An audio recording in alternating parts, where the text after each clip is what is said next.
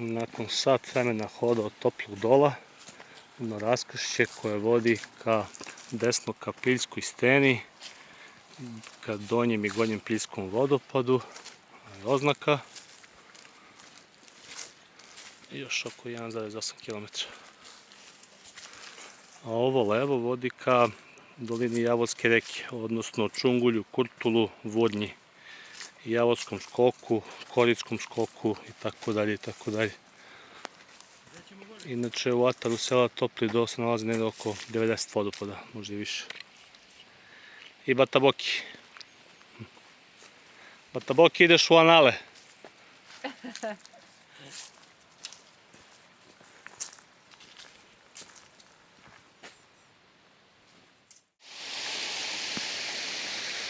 Jako je lepo ovaj potez od raskršća sa Javorskom rekom uz ovaj Piljski potok, kao prava prirodna klima. A ove kaskade su stvarno lekovite.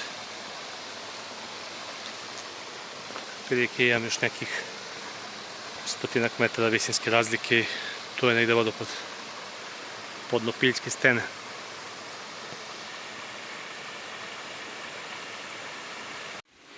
Ne znam šta me čeka baš pred sami Piljski vodopad, ali ovako do sada staza je ovako bila zaista bezbedna, prilagođena je za sve uzraste. Nekih 50-60% puta je kolski put i nekih kilometar i 802 od raskrsnice sledi lepa planinarska staza koja je sasvim solidno obeležena, obezbeđena, tako da topla preporuka za porodične izlete.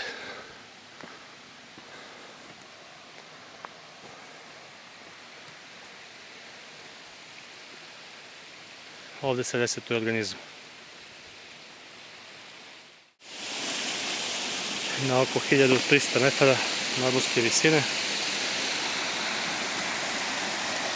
Nisam znao šta da očekujem, pošto je sušni period, leto, ali stara planina uvijek iznenadi.